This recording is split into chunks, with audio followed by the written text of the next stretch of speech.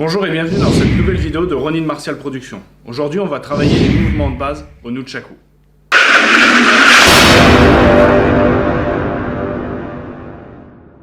Alors avant de commencer à travailler les mouvements de base au nunchaku, on va voir déjà les saisies qu'on peut faire au nunchaku. On peut le prendre ici, au milieu ou au bout. Cela va dépendre de la distance où on veut toucher avec le nunchaku.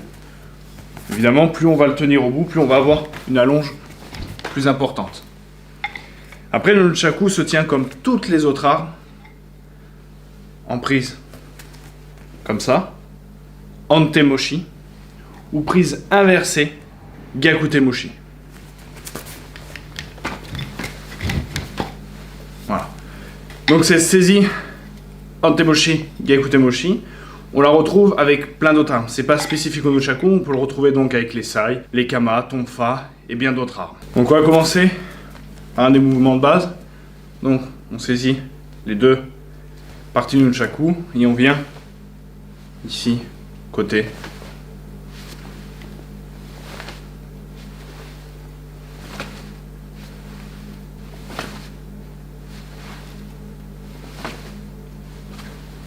Alors là, je travaille statique, mais on peut très bien le travailler avec les hanches.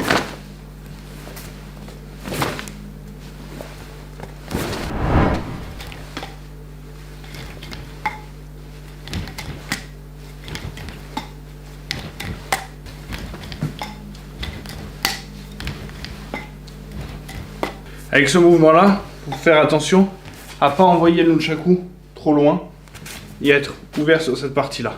Gardez le même angle que le mouvement qu'on a vu ici.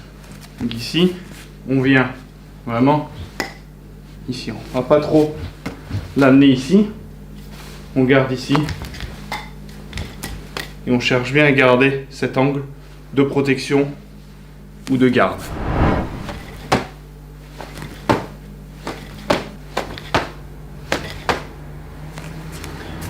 Alors, comme pour les autres mouvements, je rappelle que là, je le travaille en statique pour bien montrer le mouvement, mais on peut très bien travailler avec les hanches. Et les hanches vont être utiles autant au lancer qu'au rattraper. On lance la hanche pour lancer, on ramène la hanche pour ramener. Ici, je lance, je ramène. Je lance, je ramène. D'accord ? Autre point important avec ce mouvement-là, c'est de ne pas trop ouvrir le coude. Ça, c'est l'erreur qu'on fait souvent au début, parce qu'on a peur de se taper la pointe du coude. Donc on essaye le plus possible de garder le coude serré et pas de venir ici. Vraiment. Alors, on peut le travailler aussi en garde. Après ce mouvement-là aussi, donc là c'est le standard vraiment de face et on ramène tout de suite.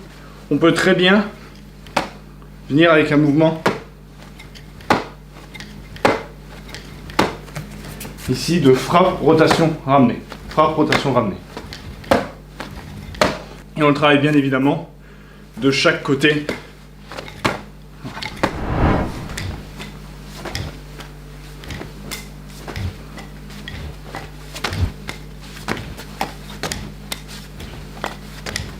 Alors comme pour tous les autres mouvements de nunchaku, on peut soit le faire en direct, soit avec une rotation.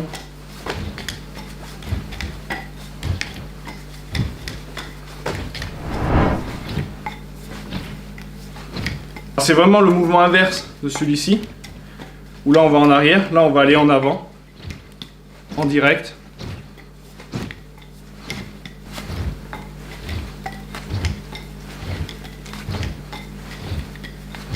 Et bien sûr, on peut faire une double rotation avant d'aller l'envoyer dans l'autre main.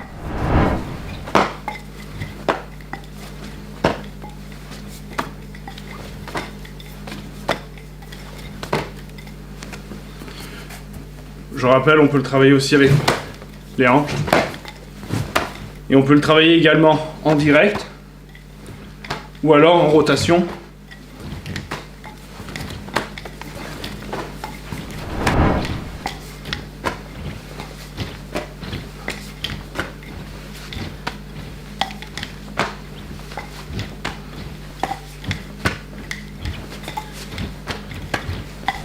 Donc voilà certains mouvements de base au nunchaku. C'est déjà une bonne base pour travailler vraiment les bases et la notion de distance avec le nunchaku.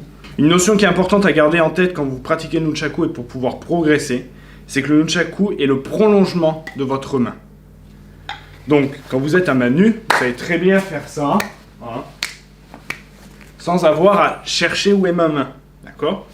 Donc au nunchaku, c'est pareil, on doit pouvoir faire les exercices sans avoir à chercher sa main. Où là, elle est où? Voilà, même dans le dos, ça doit pouvoir être automatique de chercher sa main. Et pas, il est où mon nunchaku? D'accord? On doit pouvoir, voilà. Sans réfléchir, il faut que ça soit naturel. Alors, le nunchaku, il faut vraiment que ça vienne spontané, les mouvements. Je sais où est ma main, je n'ai pas besoin de regarder, voilà, où elle est. Je vais tout de suite pouvoir, quel que soit le mouvement que je vais faire, je vais pouvoir le renvoyer.